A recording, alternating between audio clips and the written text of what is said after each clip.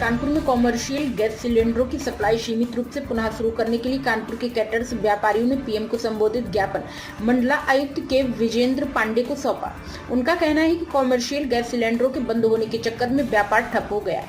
इसके साथ ही रेहड़ी पटरी पर भोजन का व्यवसाय करने वाले छोटे कारोबारी भी इस समस्या से अत्यधिक प्रभावित हो रहे हैं। शहरों में कार्यरत प्रवासी मजदूरों को भोजन की काफी हद तक इन्हीं छोटे भोजनालय एवं ठेलों पर निर्भर रहता है, जिससे उनके सामने भी भोजन की समस्या उत्पन्न हो रही है।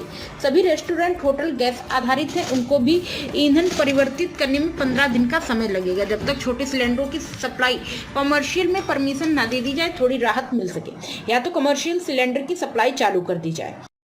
एसोसिएशन की तरफ से मैं महामंत्री अभिषेक तिवारी, कानपुर कैटर एसोसिएशन, हम लोग आज कमिश्नर साहब को ज्ञापन देने आए हैं कमर्शियल सिलेंडर के संदर्भ में, क्योंकि हम लोगों को कैटरिंग करने में बड़ी प्रॉब्लम हो रही है। सारे कैटर्सों को डोर टू डोर जा करके कैटरिंग करते थे हम लोग सारे गेस्ट हाउसों में, तो कमर्शियल सिलेंडर का यूज़ करते हैं। सारे कैटर जितने भी हैं उनको प्रॉब्लम बहुत हो रही है, मिल नहीं रहे हैं सिलेंडर।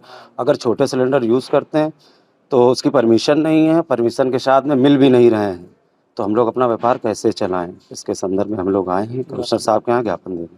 ज्ञापन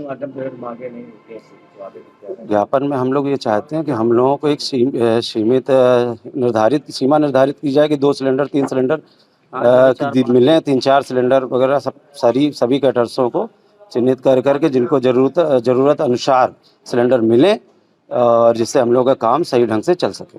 भैया पूरा परिचय बता दीजिए। मैं कानपुर कैटर एसोसिएशन का अध्यक्ष देवेंद्र कुमार गुप्ता।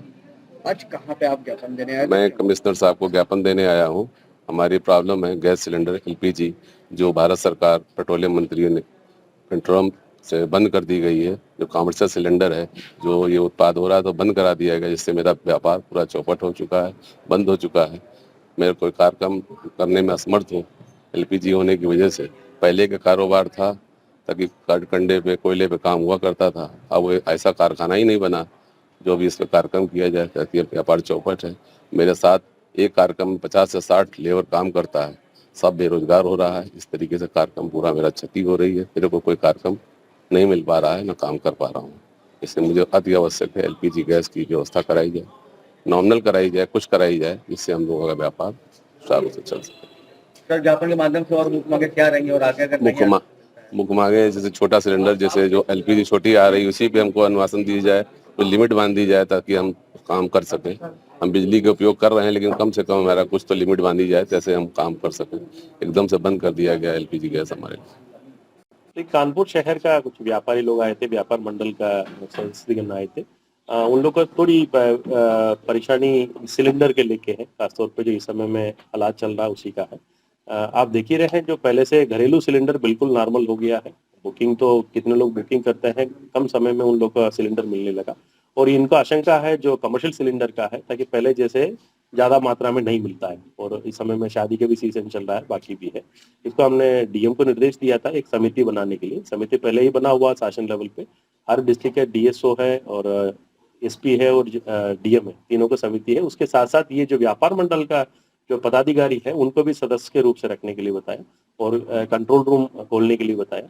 और साथ साथ अभी बिल्कुल ज़्यादा शॉर्टेज किल्लत नहीं है। हाँ, वाकई में कम मिल रहा है, बात तो सही है, बट उसका प्रायोरिटी कराना पड़ेगा, ताकि कुछ लोग उसको होर्डिंग करने लगे हैं, कुछ लोग ज़्यादा इस्तेमाल करने लगे। इसलिए तो सरकार का निर्देश है उसको मॉनिटर कराते हुए उसको वितरण करने के लिए। उसकी कमेटी बना हुआ है, कमेटी में उनका डिस्क्रिप्शन है, कहीं के किसको 4 सिलेंडर से लेके 20 सिलेंडर तक देने के लिए अधिकार है उस पर।